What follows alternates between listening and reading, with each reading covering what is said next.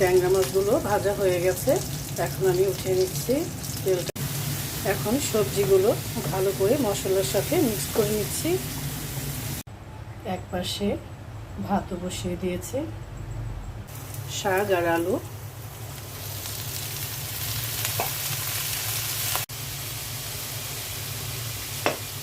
আলুটা সিদ্ধ হয়ে গেছে। আসসালামু আলাইকুম, সবাই কেমন আছেন? আলহামদুলিল্লাহ আমি ভালো আছি।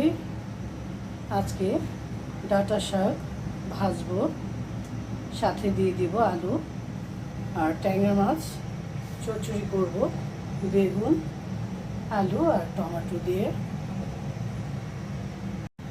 রান্নার জন্য আমি সব উপকরণগুলো রেডি করে নিয়েছি। ট্যাংরা মাছ হলুদ, শুকনো মরিচ ফাঁকি আর লবণ দিয়ে মাখিয়ে রেখেছি। ফ্রাই প্যানে তেল দিয়ে দিচ্ছি, ট্যাংরা মাছটা ভাজবো।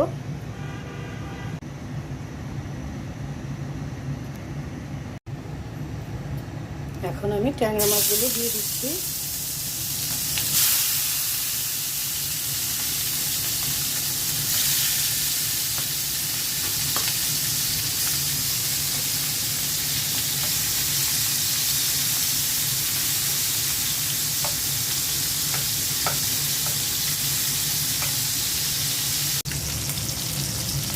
ট্যাংরা মাছটা হালকা ভেজে নেব, বেশি কড়া করে ভাজবো না। ট্যাংরা মাছগুলো ভাজা হয়ে গেছে। এখন আমি উঠিয়ে নিচ্ছি তেলটা ঝরিয়ে।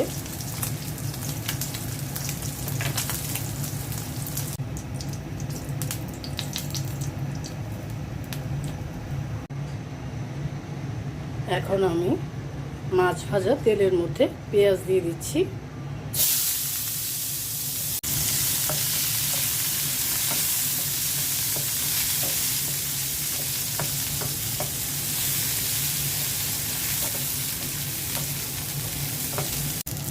পেঁয়াজের মধ্যে দিয়ে দিচ্ছি বেগুন, আলু, টমেটো।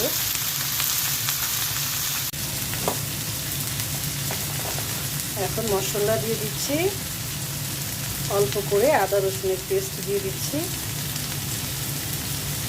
জিরে ফাঁকি, হলুদ ফাঁকি, শুকনো মরিচের গুঁড়ো আর দিয়ে দিচ্ছি লবণ।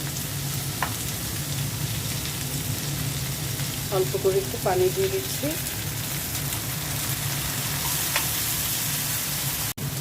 এখন সবজিগুলো ভালো করে মশলার সাথে মিক্স করে নিচ্ছি।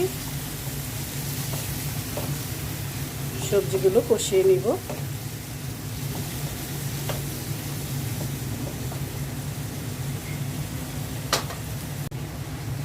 আস্ত কয়েকটা কাঁচামরিচ দিয়ে দিলাম।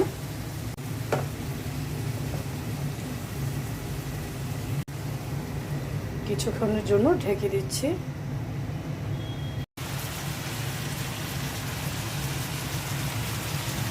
সবজিটা কষানো হয়ে গেছে।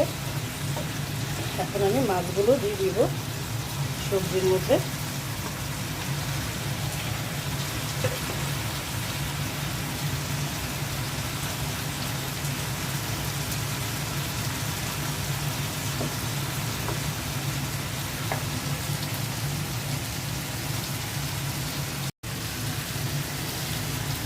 অল্প করে পানি দিয়ে দিচ্ছি।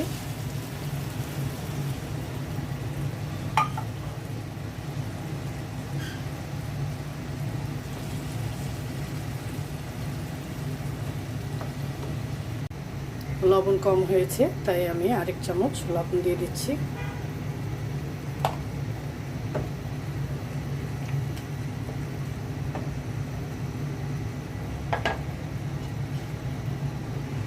ঢেকে দিচ্ছি।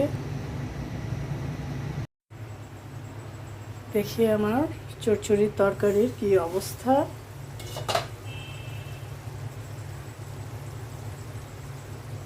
এই তো হয়ে গেছে।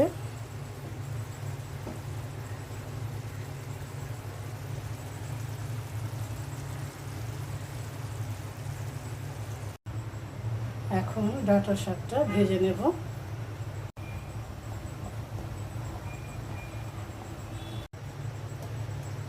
পাতিলায় তেল দিয়ে দিয়েছি, দিয়ে দিচ্ছি কয়েক টুকরা শুকনো মরিচ,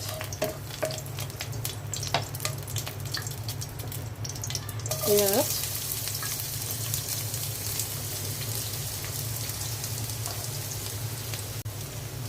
রসুন কুচি,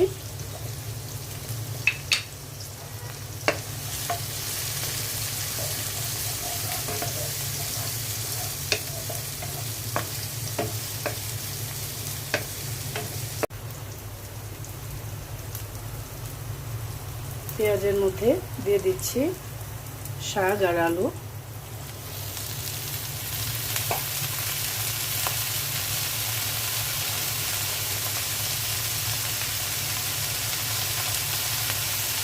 কয়েকটা কাঁচামরিচও দিয়ে দিচ্ছি,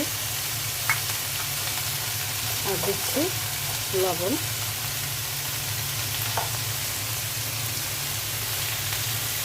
এখন ভালো করে নেড়ে চেড়ে দেবো শাকটা। অল্প করে একটু পানি দিয়ে দিচ্ছি আলুটা সেদ্ধর জন্য।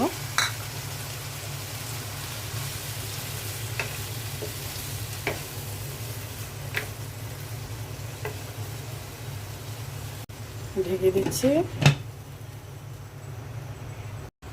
দেখি আমার শাকের কি অবস্থা।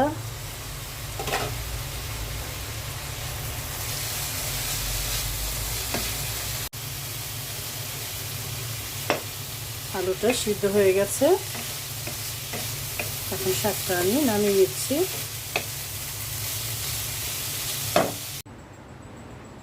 এই তো হয়ে গেছে আমার ট্যাংরা মাছের চচ্চড়ি। বেগুন, আলু আর টমেটো দিয়ে রান্না করেছি, আর শাক আলু দিয়ে ভেজেছি, ডাঁটা শাক। গরম গরম ভাতের সাথে খেতে কিন্তু দারুণ লাগবে। দেখতে সাধারণ, কিন্তু খেতে কিন্তু অসাধারণ। সবাই ভালো থাকবেন, সুস্থ থাকবেন। আল্লাহ হাফেজ।